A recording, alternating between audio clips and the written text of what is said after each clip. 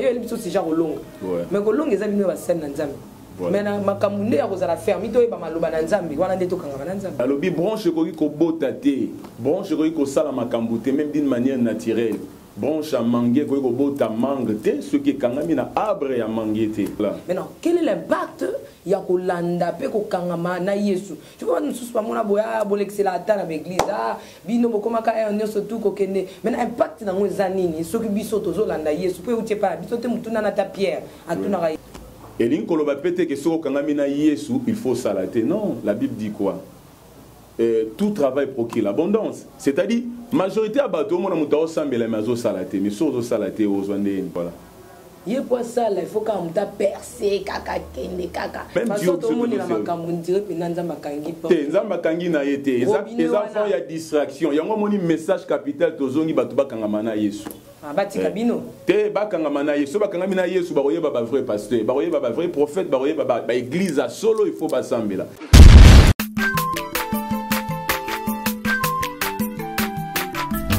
azamwana motote o akusangai abongwa ni pete bo awangana zambe ya le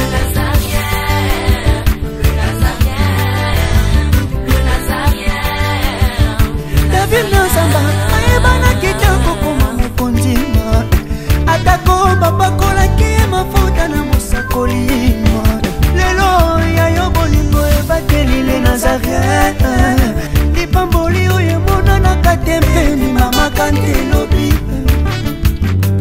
kola pie mapapu masopi mafuta tokokisi ena elongo na nzambe oyo babenga na makomi Jésus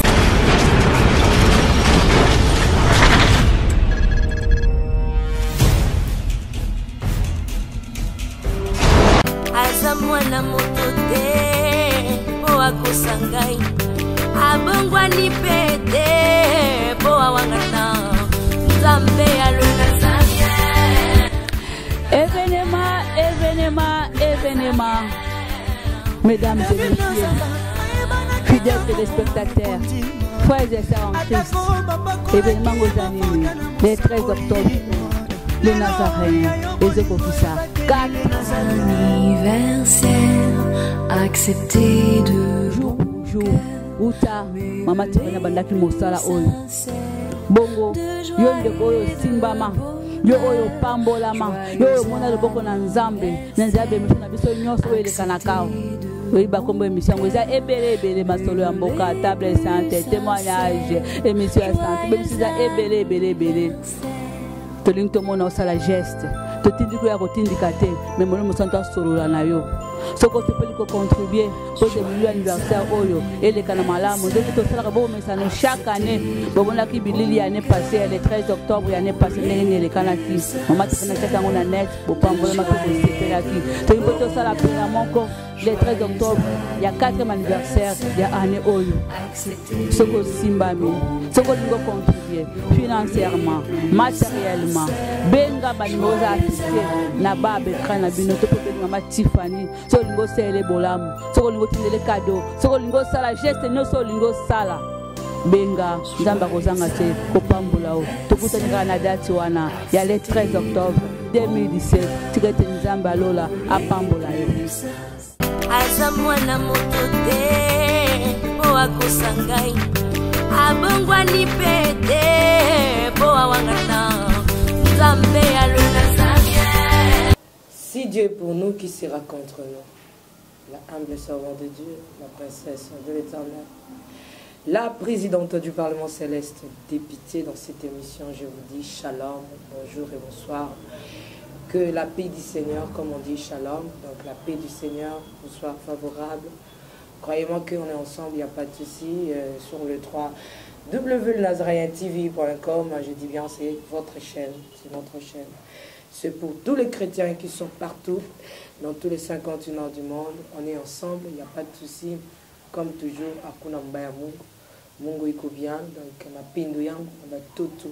Il y a France, Ikona Panda, Ikona Panda Sana. Donc aujourd'hui, dans cette émission Table Sainte, une émission dont nous recevons des hommes de Dieu autour de sujets importants, aussi très très capital Aujourd'hui, vous serez vraiment richement bénis.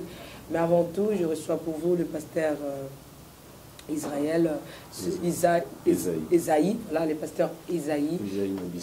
Et pasteur Esaïe Mobissa, c'est lui, mon invité spécial. Je pense que vous aviez déjà suivi l'une de ses émissions, donc l'émission parce que il a été réussi par Maman Mariam. Aujourd'hui, je suis avec lui et je serai béni, vous aussi vous serez bénis. Et tous ensemble, retourner un peu à la régie, prendre un élément si possible et on se retrouve tout juste après. Merci.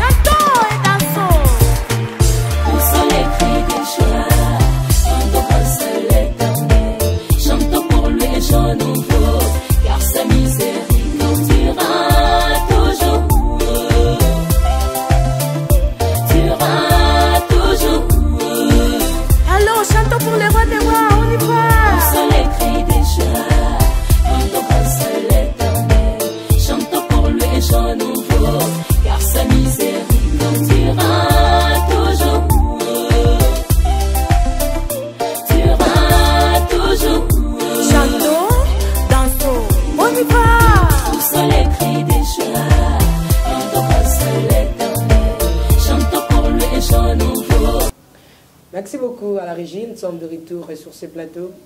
Je disais tantôt que je suis avec l'homme de Dieu, le pasteur Esaïe, c'est lui mon invité du jour.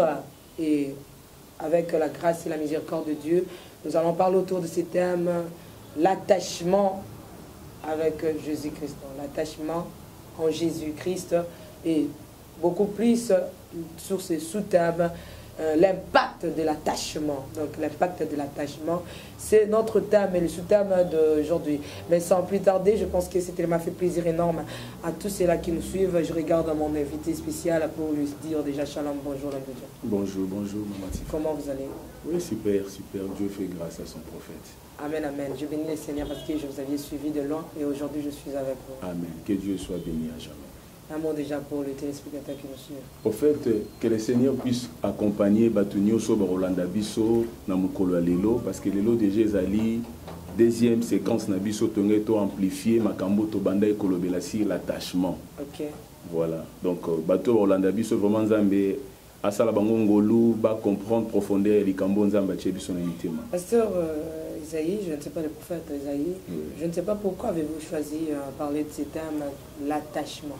Qu'est-ce que vous aviez constaté actuellement? Est-ce que vous aviez constaté quelque chose qui vous a poussé beaucoup plus de parler sur ce thème, l'attachement? En fait, nous sommes des hommes de Dieu. Un homme de Dieu, c'est un mandataire céleste et il a une mission sur la terre. Et la Bible dit dans Amos 3, verset 3, Dieu ne fait rien sans avoir révélé son intention à ses serviteurs, les prophètes. L'attachement en Dieu, c'est un message aux âmes particulièrement qui confie pendant un moment makasi.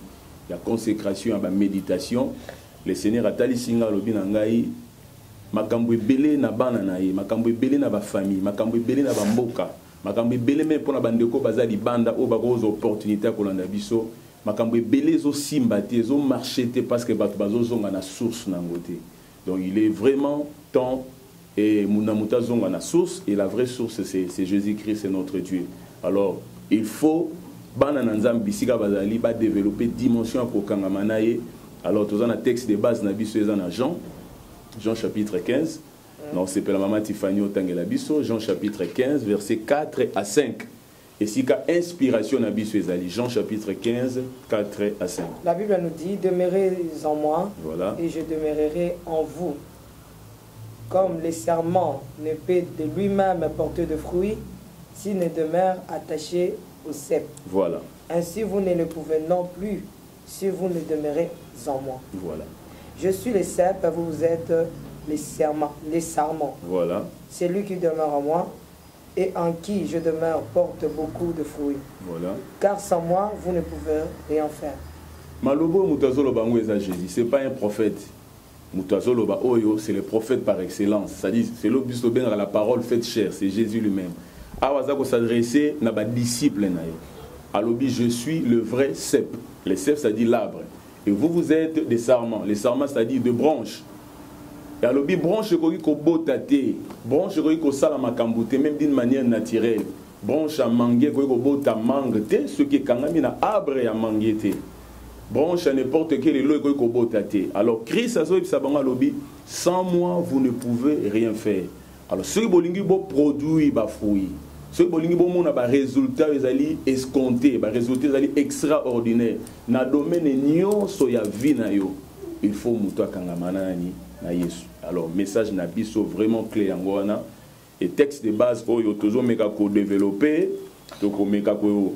Merci beaucoup. Voilà. Ouais, tu as un peu la Bible, peut-être un peu pratique pour que Banana Nzambe va comprendre. Voilà. Est-ce que thème oyo et ming pour na bateau bazana kati église, to et ming pour na bateau yo, bazana ba opé libande église pour ba tala musu bazana chrétien, musu bazana croyant, musu bazana religion moko quelconque, musu bazana païen. Maintenant, et pour na biso Banana Nzambe ba chrétien ou bien pour tout le monde. Bon, thème na biso oyo eye pour na mutu nyoso tout. Mutoza la païen, mutoza la chrétien, mutoza na ba religion nyoso ko kozana ngo, to yebi ke na monde actuellement polythéisme banzambe basé belé, tous on même na kat na mboko tozali awa na ba mboka mususu baza ko se proclamer ba lo baza banzambe. Mais tant tozo ko na lumière ya écriture. Écriture ya Seigneur réseau la biso qu'il y a qu'un seul vrai Dieu. Oyo biso tout il faut to luka. Tout ça l'expérience wana na katinaye. Alors mutu se asa déjà expérience na Nzambe wana, akangami na Nzambe wana ako vivre mama Tiffany makambo ezali extraordinaire. Ako vivre yango na ba domaine nyonso ya vie naye. Merci beaucoup pasteur Esaïe. Tout on a une question pour Sakoli. Excusez-moi, c'est toujours un berger voilà. Tout on a une question.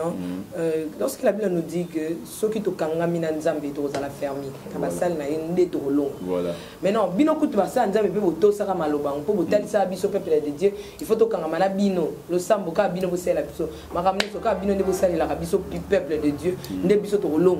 Le lo pasteur Esaïe makambo komo bonga mama solo pe komo bonga ba langage ta bino pe ba sala Nzambe et comme bonga bomo ya no total lande to kangama na Yesu poto long. Oui. Par là, je vais poser la question. Au moment où la Bible dit, ce qui n'est aucun ami n'abino va s'en zambi, to long, ayo il c'est déjà long. Mais que long examine va s'en zambi. Mais na makamune à la ferme, to ba maloba na zambi, wana ndeto kanga na zambi. Voilà. Question les amalam maman Tiffany, c'est une très bonne question. Bandeko ba Hollanda biso, je pense ba aux la béni. Bible zoloba verset langue zali na 2 Chroniques chapitre 20 verset 20. Bible dit confiez-vous à ses serviteurs. Vous réussirez et à l'Éternel vous serez affermis. Mais il faut que tu temps. Au moins, il y a tant d'autres ali, il faut que les diables aussi à côté de la dimension moroko tout ce que vous avez mis sous comprendre. Ce qui nous a fait appelé sur la lunette de prophète. La lunette de prophète, il y a tellement de faux. Alors pour oyeba faux, il faut yo kangamana source na yo kangamana Yesu. Yango biso tolobi, au lieu kangamana un tel pasteur, au kangamana un tel église parce que le salut nous est pas donné par un pasteur, le salut nous est pas donné par une sorte d'église. C'est ce que vous nous aviez dit. Non. Problème ezali évangile il faut to zongisa ngo vraiment ndenge sengeli ezala prêcher comme les apôtres. Apôtres étaient en bazala qui Paul les pieds, babikisi mutu wana zala qui potent. Oyebi yango bien na Actes des Apôtres chapitre 3. Balobi mutuana bao memaye pour akemande asenga mais Pierre azoya Pierre kutebe te que miracle et salam Pierre aye pour asambela mais na programme ya Nzambe mukolo ezali ki rendez-vous moko sacré pour mutuana abika et mutuana tant asengi Pierre mbongo abina apesa mbongo Pierre abi non je n'ai ni or ni argent mais j'ai quelque chose. Pierre avait la divinité. Pierre avait Jésus dans son cœur. Il dit, c'est que je te l'ordonne. Parce que le problème nous est spirituel. Alors, résultat, il faut être dans la dimension spirituelle. Donc, tu dois comprendre que l'humanité, la diversité culturelle, la diversité philosophique, n'a tant autre aux alliés. Ce que nous devons comprendre sans s'abonner malamouté, c'est très difficile. Ata matin d'engeni. Ata saline d'engeni. Christ a dit, sans moi, vous ne pouvez rien faire. Mais prophète Esaïe, tu sais, lorsque vous venez dire aux gens que nous devons s'accrocher à Jésus-Christ, voilà. Les autres troubles un peu mitou na sens ni, même Pierre pas tout naki. Ah biso to landio to rozwanini. Voilà. Maintenant, quel est l'impact ya ko landa pe ko kangama na Yesu? Tu vois nous sous pas mona boya bolexela ata na l'église ah bino bokoma ka e onyo surtout ko kende. Maintenant impact na ngo zanini, so ki biso to zo landa Yesu pe utie pa biso te mutu na ta Pierre atuna ka Yesu. Ok. Jésus pas répondre à Pierre. Pierre a tout dit à l'obéi, Seigneur, nous avons tout abandonné, tout landio. Il y a une réponse à Jésus dans Matthieu. Abi mutu moko te atiki makamunaye akangami nanga. Ce qui a causé na siècle présent au centuple. Et en plus, il y a les siècles à venir. Il faut te dire que vie à mutu, tout ça na vie moko ezali éphémère, une courte vie. Ata ozalelo président, ata ozalelo ministre, ata lelo ozali homme d'affaires, ata maman Tiffany na aura yo zo dégager oyo, il y a énergie ozo toucher sur ozo lobo zo makasi. Mais on a vu moko eza courte. C'est-à-dire il y a une vie oyo zo précédé biso après vie oyo. Maintenant qu'est-ce que nzamba zo sala? Tant to kangami na ye, il y a d'abord la protection divine. Nous sommes protégés. Psaume chapitre 91 lobini. Celui qui est sous l'abri du très haut repose dans l'ombre du Tout-Puissant. Tu ne craindras ni les terreurs de la nuit, ni les flèches qui volent à plein midi. D'abord, le bénéfice, on a d'abord une sécurité pour nous. Sécurité d'abord physique. Pour nous, si on a permettre de on beto lisasi, on coupe en agriculture, on a cassé, on a une voiture, on a repoussé, on a un accident. Mais ce qui crie ça, c'est ange na ya okita osani akoelwani on a elokwana. Et à part yango, il y a la vie éternelle. Nous ne prêchons pas Jésus seulement pour les siècles présents, avoir de belles Mercedes, rouler carrosse, construire de maisons, faire tout ça. Non, non, non. Il y a une vie éternelle. Parce que Christ a l'obéi dans Matthieu, dans Jean plutôt chapitre 14, je m'en vais au Père vous préparer une place. Et je reviendrai vous prendre. Afin que si kanga na kozala bino pe bosani bozala. Donc ba nzambe fo bayeba. Attachement na kolo ezo préserver biso na makambo ebele. Aujourd'hui la sorcellerie ezo sa makasi, l'occultisme. Tu es bien beaucoup comme on est courant. Tu sais que les gens ne croient pas à ça. On est toujours dans la vie éternelle. Les gens ne croient pas. Les anétiques parce qu'on a compris avec actuellement, nous avions compris que c'est comme si les hommes de Dieu, vous aviez changé un peu la technique. Comment je m'explique? Boya qui n'a un message, il y a bénédiction, bénédiction, bénédiction, bénédiction. Bénédiction, boya kapo misabso bala, bénédiction, boya kabino mo boya enrichi, bo timbel bobi, te, tout le monde changé. Donc il y a un anglais neto là qui s'abango royaume, mais ça en royaume te. Donc bo kangamana Yesu, ko kangamana Yesu ana ozo bo moyi, nan na se a. Bo mo ki bo l'acception kaka nan se. Pourquoi pas boya acception ka directement repentez-vous. Bo zo acception message ya repentez-vous.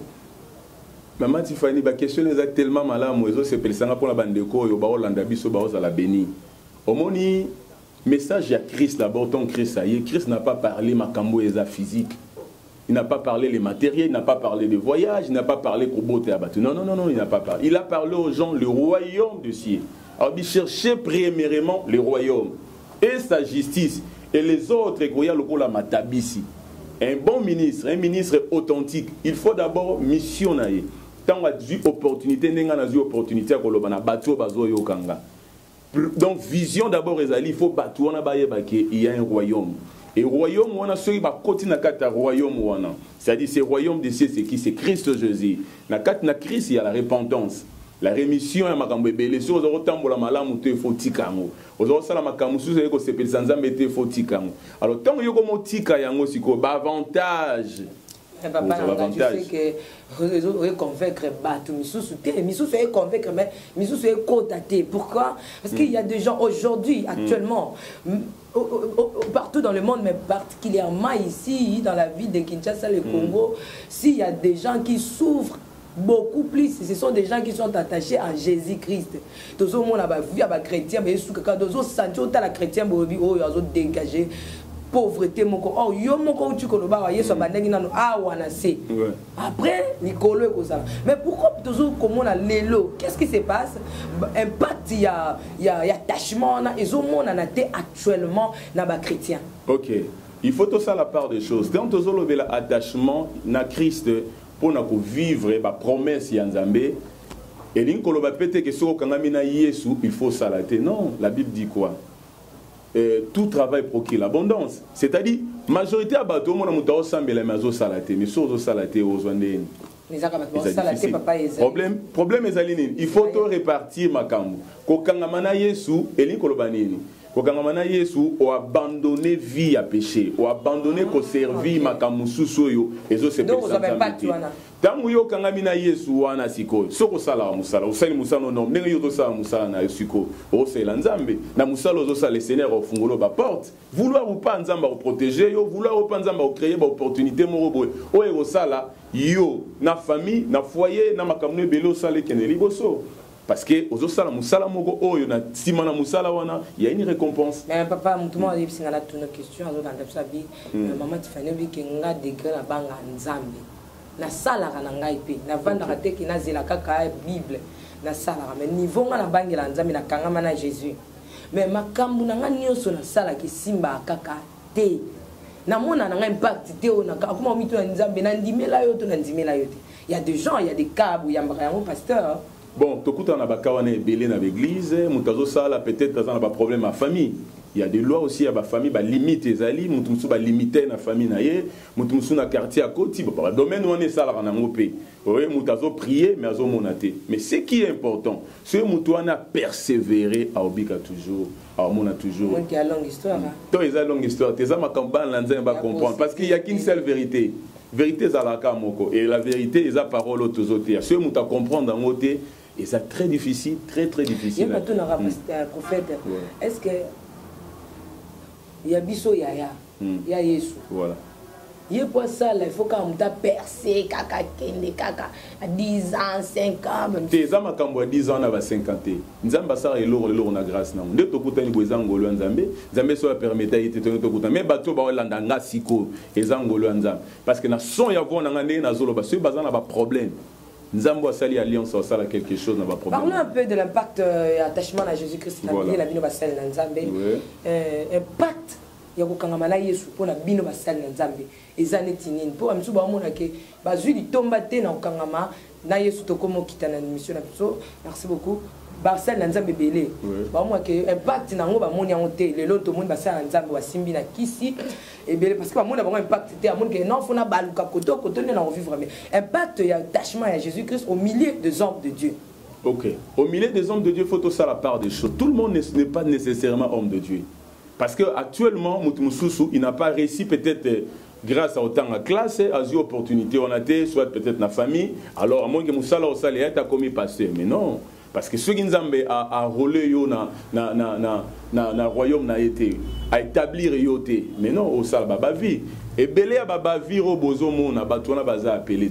Ils ne sont pas des hommes authentiques, ils n'ont pas assisté dans ce que nous appelons les conseils des hommes de Dieu, les conseils des esprits régénérés. C'est-à-dire mutavani na seme à l'otakana lola azora magamba lola et quand il parle il a le langage céleste. Aza ko assister na conseil nzambe bato belé ba assister wana te.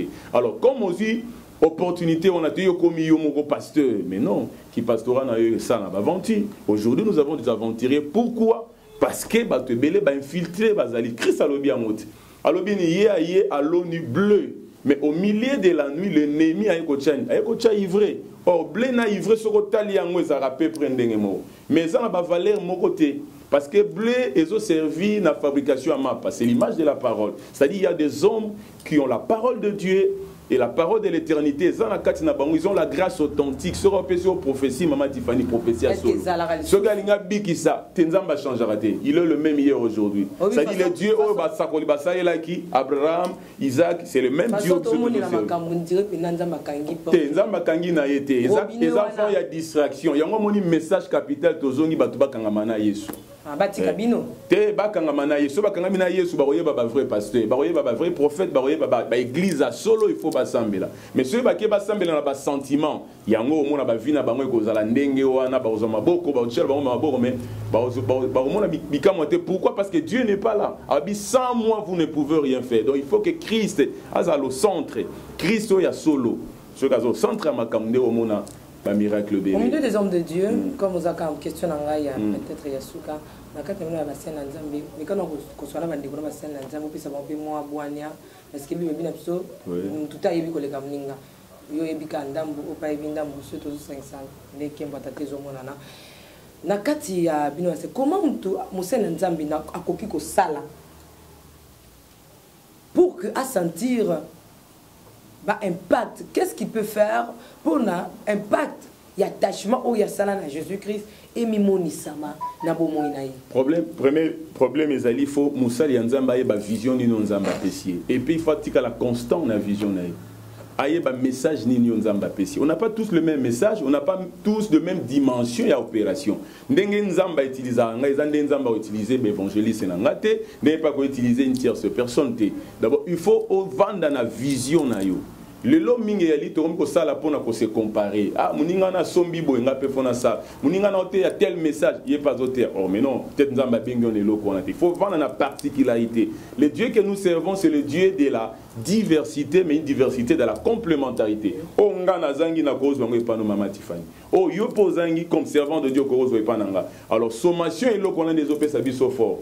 Et ça la force na kati accord. Oh ce qui sigo diversité ne salaté. Complémentarité ça la théosomona que moi makambo ça les athées les autres komiga mututo komiga na message à délivrance est-ce que yo ont la capacité on Dieu t'a appelé à ya osaba bisala wada donc ce sont des choses où yo senga il faut to solo la yango moni na nzela ba mission boye tozo meka ndambu bandeko balandi to ko bakisa lisusu ba stratégie to la sabatu comment mutako ko s'attacher na nzambe on est sous dimension parce que mutako ça la 10 ans en église matrikalo kangama na nzambe te makangama na pasteur na mais il y a un impact, il y a attachement au milieu, il y a peuple de Dieu. Voilà. Donc, pour vivre un impact, il y a attachement à Jésus-Christ.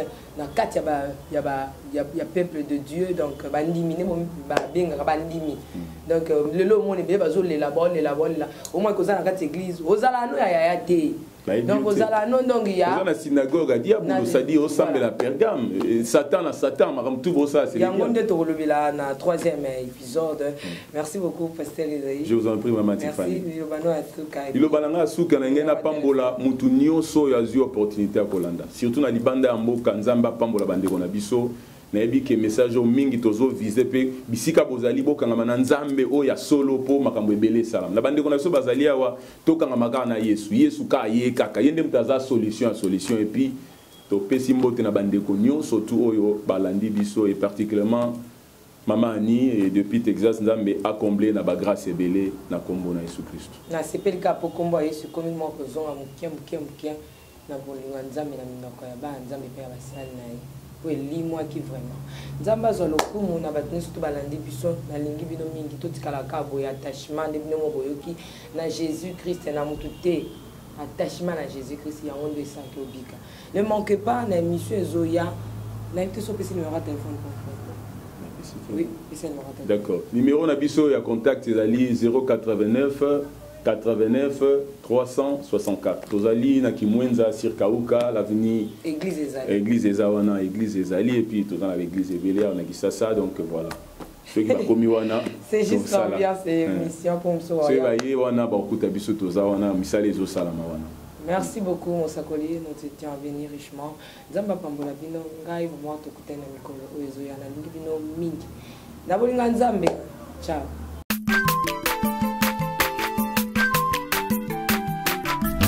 Aza mwana moto te po akosangai abongwani pete po awangata nzambe alona